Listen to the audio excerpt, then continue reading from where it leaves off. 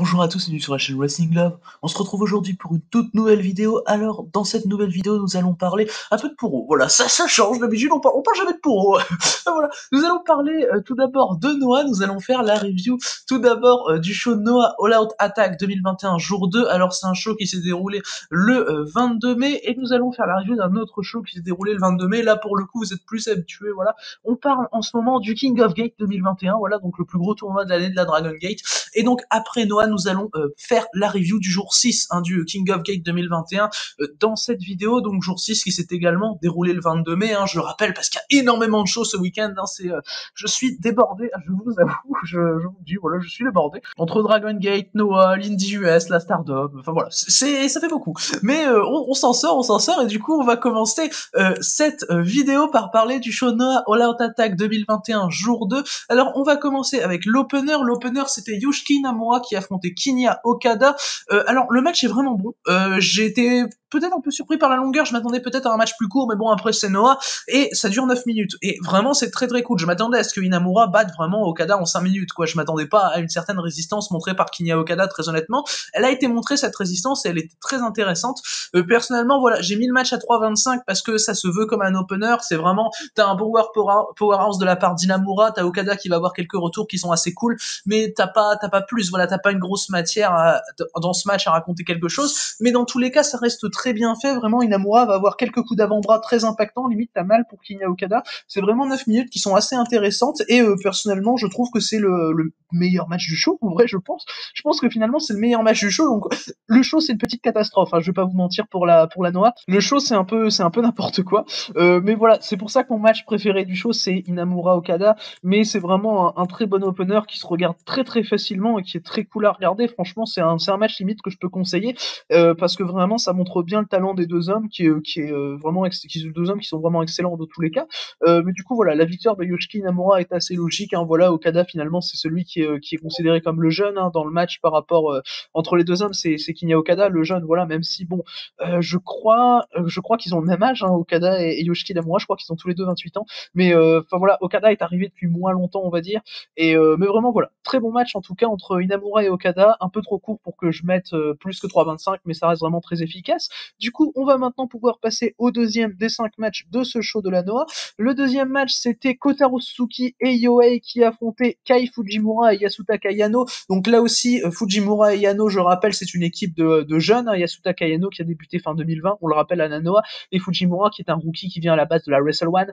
Et on a eu le droit à un bon match compétitif de 11 minutes qui était vraiment très cool, où Fujimura et Yano ont joué très bien les underdogs. La victoire est logique, pour Kotaro Suzuki et Yohei. Alors personnellement, j'étais parti pour mettre 3,25 très honnêtement, mais j'ai mis 3 parce que j'ai eu l'impression, je crois qu'il y a eu un botch à la fin, c'était très bizarre, parce qu'en fait t'as Kotaro Suzuki qui claque un gros headbutt sur Yasutaka Yano. Du coup, t'as Yano qui quand il se relève du headbutt, j'ai l'impression qu'en fait il a pris un mauvais coup et il a une tête, voilà, et finalement le match se finit 30 secondes après avec Kotaro Suzuki qui fait le tomber sur Yasutaka Yano, et j'ai l'impression que le headbutt est allé trop fort pour Kotaro Suzuki. C'est vrai qu'il paraissait vraiment violent de première vue, et j'ai eu l'impression limite que c'était un botch, donc c'était assez mal géré, finish finalement, mais sinon le match reste très cool dans son ensemble. Moi j'ai mis 3, voilà, parce que t'as la fin qui fait que je peux pas mettre 3,25, mais sinon à part ça, vraiment, comme j'ai dit, Fujimura et Yano sont des bons underdogs, Kotaro Suzuki et Yohei sont des très bons juniors. Yohei, dans son style un peu excentrique, il fonctionne toujours bien avec moi. Franchement, je l'attache beaucoup d'importance à ses combats, toujours Yohei. Et pour moi, franchement, je pense que c'est le deuxième match, le deuxième meilleur match du show, honnêtement. Voilà, donc c'est quand même assez compliqué quand les deux meilleurs matchs du show sont les deux premiers matchs du show finalement, surtout dans un show comme ça. Et là, voilà, enfin après le show, c'est pas un gros show, ça va, mais je veux dire, c'est un show qui est pas construit comme tel. Voilà, c'est ça que je veux dire. Mais bon, voilà, bon match, victoire logique de Kotaro Suzuki Yohei, on oublie le botch de fin, voilà. Et Yasutaka Yano va bien, voilà, c'est le métier, il est jeune, Yasutaka Yano, il vient de débuter, il se prend des grosses tordioles dans la gueule, enfin voilà, c'est toujours assez dur à voir finalement, mais c'était cool, voilà, le match est bien, donc voilà, on va pouvoir passer maintenant au troisième match du show, après cette victoire de Kotaro Suzuki et Yohei en 11 minutes.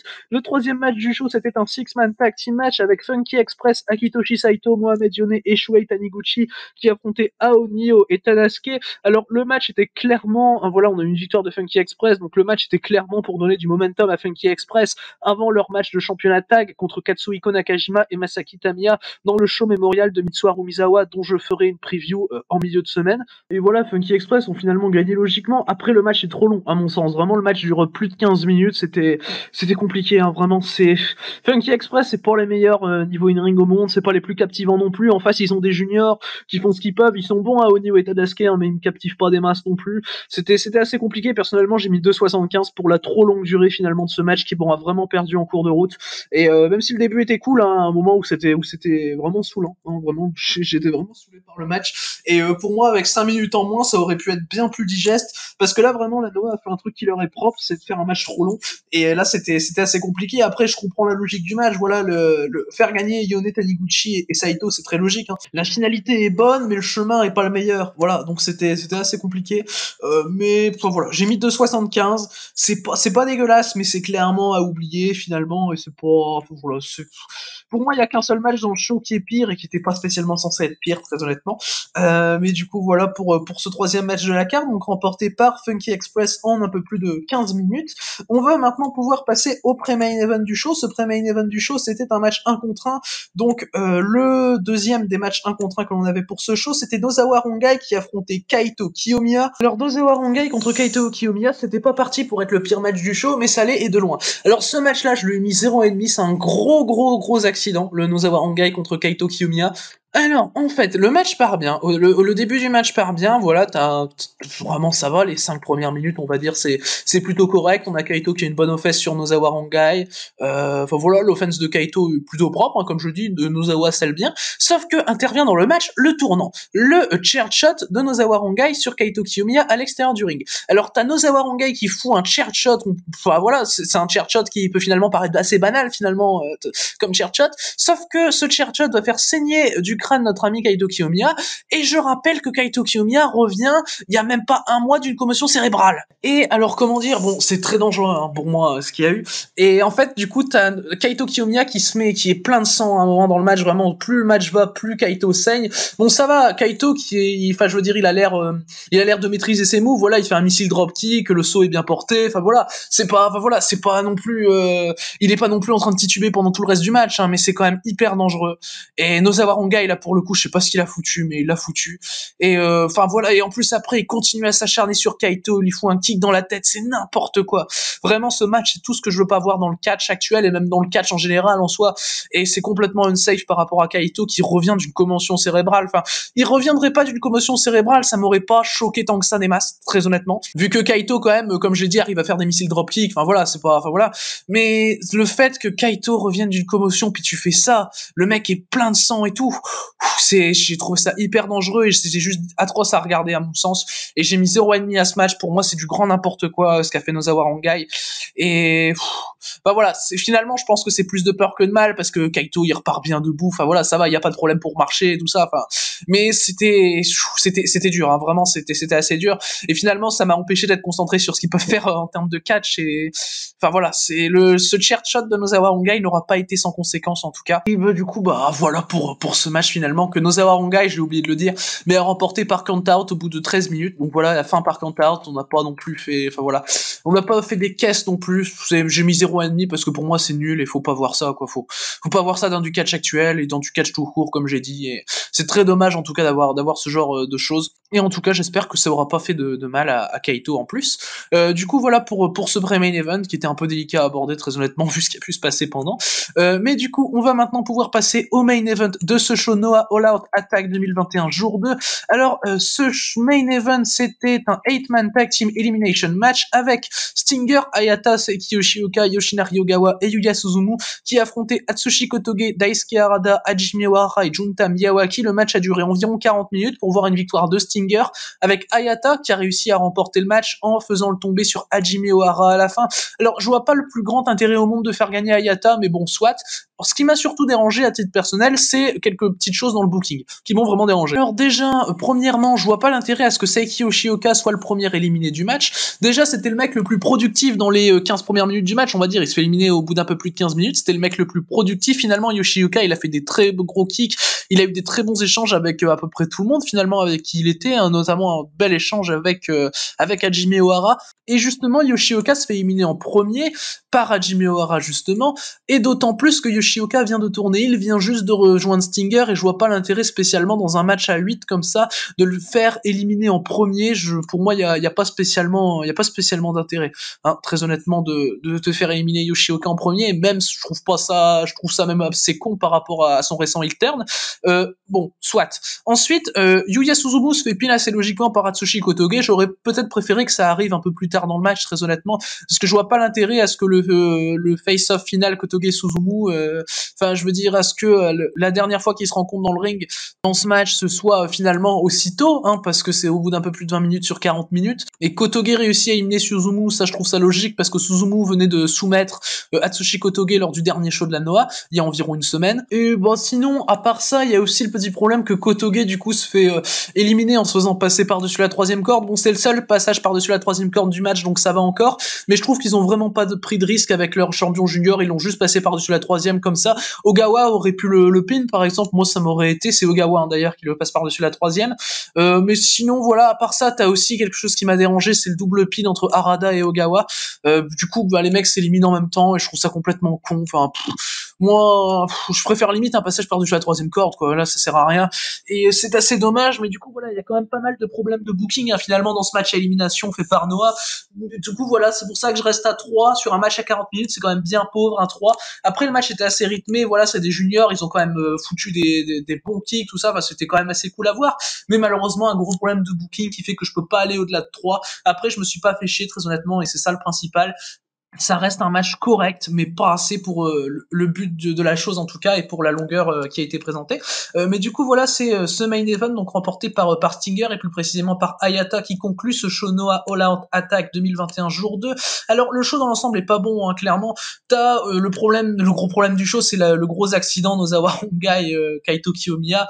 Mais sinon, c'est pas dégueu, mais c'est pas voilà, c'est pas à regarder, très honnêtement. Le match à regarder, c'est l'opener entre Inamura et Kinya Okada, quoi. C'est pas, pour moi, il y a rien de plus à voir spécialement, et on attend évidemment le show mémorial de Misawa qui se déroulera d'ici la fin du mois de mai. Du coup, voilà pour cette partie sur le show Noah All Out Attack 2021 jour 2. On va maintenant pouvoir passer au jour 6 du King of Gate 2021, show qui s'était également déroulé le 22 mai. Alors, on va commencer directement, on va rentrer dans le vif du sujet de ce show Dragon Gate, donc qui contenait 4 matchs d'undercard puis 2 matchs de tournoi.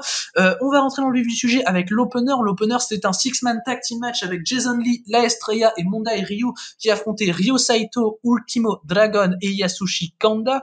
Alors le match, personnellement, j'ai trouvé vraiment efficace pour un opener, je lui ai mis 3,25. Il est peut-être un petit peu trop long, malheureusement, il dure 12 minutes. Alors il y a un petit défaut aussi dans le match, c'est que la Estrella, des fois, je trouve qu'il oversell un petit peu, hein. Il se prend une droite de Ryo Saito, le mec fait un saut, tu comprends pas pourquoi. Ça m'a peut-être un peu saoulé certaines fois, mais sinon le match est très quali. Jason Lee a été excellent, c'est évidemment Jason Lee qui remporte le match de manière assez logique, voilà. C'est, si je dis pas de bêtises, le seul des 6 qui est dans le King of Gate, donc c'était vraiment à lui de remporter le match et pas à quelqu'un d'autre. Jason Lee qui a du bon momentum, hein, qui vient de battre Casey dans le main event du jour 5, là, qui gagne cet opener, et cet opener qui était cool. Voilà, il y a rien de spécial à ajouter, très honnêtement. Même la Estrella, même s'il a pu oversell quelques fois, il a été très cool dans son rôle de high flyer, il a eu quelques bons échanges, quelque chose assez impressionnant avec Ryo Saito, mais voilà, du coup pour cet opener remporté évidemment par Jason Lee, la Estrella et Mondai Ryu qui s'est finalement retrouvé être un peu transparent à côté de ses deux partenaires, ce qui est finalement assez logique. Du coup, on va maintenant passer après cet opener au deuxième match du show. Le deuxième match du show, c'était un 1 contre 1, le seul 1 contre 1 qui n'était pas pour le tournoi pour ce show. On avait le champion Open the Brave Gate Keisuke Okuda qui affrontait Don Fuji. Alors le match est personnellement, je dirais mon deuxième match préféré du show, je lui ai mis la note de 3,5. Vraiment je l'ai trouvé très très bien. En fait il y a Okuda qui travaille très rapidement la jambe de Don Fuji va bien sell au début et même à la fin il va bien sell. En soi t'as juste une petite erreur de selling à un moment dans le match où Don Fuji fait un jawbreaker, du coup il tombe sur les genoux et après il vend pas et il fait son échange avec Okuda et ça m'a peut-être un petit peu dérangé sur le coup, mais bon à part ça il y a pas de problème de selling de la part de Don Fuji, c'est très bien. Okuda va faire des prises assez inventives pour son leg work, t'as un très bon spot de figure 4 qui va durer assez longtemps où j'ai cru que Don Fuji pouvait taper, finalement il a pas tapé, j'ai trouvé ça très bien fait personnellement, mais vraiment le match est très très bien, des gros kicks de la part d'Okuda dans la jambe de Don Fuji qui va répondre avec des bons coups d'avant-bras et vraiment très bon match d'undercard, le meilleur match de l'undercard pour ce show, je lui ai mis la note de 3,5. La victoire de Keisuke Okuda est assez logique, elle se fait en 8 minutes de match, ce qui est finalement une durée adéquate au principe à ce que veut renvoyer le match, donc y a pas de souci avec ça. Du coup voilà pour ce deuxième match de la carte, donc qui a vu la victoire de Keisuke Okuda contre Don Fuji et auquel j'ai mis la note de 3,5. On va maintenant pouvoir passer au troisième match du show. Le troisième match du show, c'était Shun Skywalker et Kota Minoura qui affrontaient Kaito Ishida et SB Kento. Alors le match personnellement je lui ai mis 3,25 parce qu'il s'est fini par une DQ, malheureusement le match dure un peu plus de 10 minutes 30 et victoire de Masquerade par DQ. Bon finalement c'est assez logique parce que quand tu vois les 4 mecs au début je savais pas qui est-ce qu'ils allaient pin, c'était assez indécis et c'est pas, le finish m'a saoulé honnêtement parce que je pense qu'ils auraient pu prendre peut-être un risque et pin Kaito Ishida. Pour moi ça aurait pu être une bonne solution, peut-être Skywalker qui pin Ishida pour finir définitivement leur programme. T'avais vraiment une animosité entre Skywalker et Ishida qui était bien représentée dans le match, que j'ai vraiment bien aimé. Les deux autres sont également très bons, SB Kento et Minoura ont quelques moments qui sont très cool, notamment un moment Minoura qui retire la casquette de SB Kento puis qui se fout de sa gueule, qui fait « Ah, t'as plus tous tes cheveux maintenant !» Enfin voilà, c'est assez drôle finalement. Et bon, à part cette DQ qui est finalement assez évidente parce que bon, t'as Ishida qui s'attaque avec une arme sur Minoura, enfin voilà, les objets sont utilisés, tout ça hors sur 5, et voilà, ça j'ai peut-être trouvé ça assez dommage et c'est pour ça que j'ai mis que 3,25, mais c'était un match qui était parti pour le 3,5 et qui s'est stoppé finalement assez brutalement, et ce qui m'a personnellement un peu dérangé en tout cas, mais sinon le match est vraiment quali. SB Kento est un très bon heal, SB Kento c'est un crack, il est fantastique et il fait vraiment très bien son taf. J'adore vraiment quand il embarque la foule dans tous ces SBK, je trouve ça trop bien, la foule qui est embarquée dans les champs de heal et tout, enfin voilà, c'est quand même assez rare et j'ai trouvé ça personnellement très cool en tout cas dans ce match. Et du coup voilà, ce match je lui ai mis 3,25, donc une victoire de Masquerade par DQ. Dragon Gate qui a pas pris de risque avec le booking, bon ça se peut se concevoir finalement, c'est pour ça que j'ai pas trop saqué le match et que je lui ai mis la note de 3,25. Du coup on va maintenant pouvoir passer au dernier match de l'undercard pour ce show numéro 6 du King of Gate 2021. Le dernier match de l'undercard, c'était un 6-man tag team match avec les Natural Vibes, Genki Horiguchi, Yuti et KZ qui affrontaient Oridi, Bibi Hulk, Diamante et Eita. D'ailleurs ce match c'est l'occasion de préciser que c'était le homecoming de Bibi Hulk et KZ, donc qui catchés dans leur ville natale pour ce show et qui donc s'affrontaient, qui ont eu un très bon échange d'ailleurs dans le match. Et Bibi Hulk d'ailleurs foutait très bon kick sur KZ qui est un bel underdog. Enfin voilà, Bibi Hulk c'est comme d'habitude, franchement il te tape des kicks, le mec c'est quand même très très violent et c'est très très cool. Eita qui remporte le match avec son super kick, voilà, victoire logique pour Oridi. Il venait d'avoir la grosse hit avec la DQ et tout, et voilà, là il fallait faire gagner Oridi. Alors ce match, personnellement, je vais passer maintenant dans le côté plus négatif du match, c'est que finalement il est trop long et vers la fin c'est plus intéressant. Enfin voilà, le match dure quasiment 14 minutes. J'ai trouvé ça vraiment trop. Enfin voilà, c'est pour derrière handicaper un match du King of Gate, on en parlera juste après. Je trouve ça pas intéressant d'handicaper un match du King of Gate derrière. T'as Genki Horiguchi qui fait une bonne perf, enfin voilà, ça va. Mais c'est pas intéressant des masses, très honnêtement. Diamante et KZ également vont avoir un très bon échange d'arm drag au début du match, c'était assez cool à voir, mais finalement il y a rien à se mettre sur la dent sur les 5-6 dernières minutes, et personnellement j'ai décroché du match. Voilà, la victoire de Oridi est logique, mais il y a rien vraisemblablement de plus à dire, il y a rien qui a été très bien montré en tout cas sur la fin, et du coup voilà, j'ai mis 3 parce que bon, l'enchaînement de la DQ puis de ça, j'ai peut-être été un peu plus salé sur ce match, j'aurais peut-être pu mettre 3,25, mais j'ai un peu décroché du match très honnêtement, et ça n'en restait pas moins pas mauvais, voilà, et la victoire de Oridi est assez logique, mais je peux pas aller plus loin à titre personnel, ou en tout cas au moment où j'en étais du show. Du coup voilà pour ce match donc qui a vu la victoire de Oridi contre les Natural Vibes. On va maintenant pouvoir passer aux 2 matchs du King of Gate que l'on avait lors de ce show. Alors les 2 matchs du King of Gate, on va commencer par Io contre Yamato. Alors c'est là où pour le coup on a eu un peu moins de temps que ce que je pouvais espérer personnellement de ce match. Le match a duré un peu plus de 5 minutes 30. Oui, 5 minutes 30, c'était quand même assez compliqué. Donc voilà, ils ont donné trop de temps au match d'avant, ils ont raccourci celui-là, c'est dommage. Vraiment, j'aurais préféré voir plus de temps sur un match de tournoi. En plus, le match se finit par double count out, donc c'est assez compliqué. Alors on a Yamato qui attaque directement Io qui faisait sa pause sur le tablier, qui jouait un peu avec les nerfs de Yamato. Du coup, Yamato l'attaque directement. J'ai trouvé ça logique. Il y a quelques trucs cool pendant le match, mais finalement, t'as un double count out qui arrive assez rapidement après un gros brainbuster sur des chaises de la part de Yamato sur Io à l'extérieur du ring que j'ai trouvé très violent et que j'ai trouvé cool pour le coup, mais derrière ça se finit en double count out et enfin, voilà quoi, c'est un peu pour parler de la, enfin un peu pour faire référence finalement au fait qu'il y avait eu un tag dans le show précédent et qu'il y avait eu un double count out parce que Io avait empêché Yamato de rentrer dans le ring. Enfin voilà, c'est dommage. Il y a pas à faire ça niveau storytelling pour moi. C'est pas très utile. Ça nique un peu une carte sur un match du King of Gate et c'est assez dommage. Un match qui m'a hypé vraiment bien à titre personnel. Io contre Yamato sur le papier, ça peut être une très très belle affiche compte tenu du talent des deux, compte tenu de la capacité de Yamato à faire des bons matchs contre finalement n'importe qui, hein, très honnêtement. Et voilà, du coup c'est dommage. En tout cas, un match du King of Gate qui a été finalement un peu gâché. Donc voilà, qui s'est fini en double count out entre Io et Yamato au bout d'un peu plus de 5 minutes. On va maintenant pouvoir passer du coup au main event de ce show. Le main event de ce show, c'était Suzumu Yokosuka des Natural Vibes qui affrontait Dragon Kid de High End. Dragon Kid qui continue sur sa lancée de faire un très bon tournoi puisqu'il a fait encore le meilleur match du show. Ce match, je lui ai mis la note de 3,75. C'est clairement un excellent match où finalement vraiment tu vas voir un très bon travail du bras de la part de Dragon Kid. Yokosuka qui va même galérer à faire ses lariats. À un moment, il va très bien sell son bras, Yokosuka. Bon, il y a un moment où il oublie un peu, mais bon, enfin voilà. Finalement, majoritairement, Yokosuka scelle vraiment avec excellence. Et Dragon Kid travaille très bien son bras, continue, fait le très bon spot de sa soumission au bras, avec laquelle il avait notamment gagné le Dead or Alive contre SB Kento. Et une soumission que je trouve très très bien personnellement et qui est très bien portée par Dragon Kid. La fin est ultra intelligente aussi et j'ai failli mettre 4 grâce à la fin. Vraiment, j'étais pas loin de mettre 4 parce qu'en fait, t'as Dragon Kid qui part pour son move habituel, pour son Dragon Rana depuis les cordes. Et t'as Yokosuka donc qui se prend le Dragon Rana et qui compte vite fait en roll-up pour battre Dragon Kid par surprise finalement, et j'ai trouvé ça très très bien booké. Yokosuka avait subi la hit durant tout le match et aurait pas pu spécialement gagner clean à ce moment-là. Donc voilà, moi j'ai trouvé ça très bien fait. En plus le contre est assez impressionnant, très intelligent. Donc moi j'aime beaucoup la fin et le match est excellent en lui-même. Donc enfin voilà, c'est Yokosuka Dragon Kid. C'est compliqué d'avoir un mauvais match entre les deux et ils ont de toute façon ils ont très très bien joué leur rôle les deux. La victoire de Yokosuka est assez logique pour remettre un peu les compteurs à égalité. Voilà, les deux arrivent maintenant à 4 points dans ce King of Gate, donc à 2 victoires. Et personnellement, je conseille beaucoup ce match parce que c'est vraiment pas un match où il y a énormément de backstory à comprendre, mais c'est un match qui est très très bien exécuté, très bon in-ring, très bien construit, avec une très bonne fin. Donc voilà, moi ça a pu que me plaire personnellement, et c'est pour ça que j'ai mis la note de 3,75. J'étais limite à mettre 4 très honnêtement, mais en tout cas pour moi, je pense que c'est le deuxième meilleur match depuis le début de ce King of Gate, juste derrière l'excellent Dragon Kid contre Eita auquel j'avais mis 4,25, qui était dans le jour 3 pour le coup. Dragon Kid qui fait donc mes 3 matchs préférés officiellement de ce King of Gate depuis le début, c'est quand même assez fou.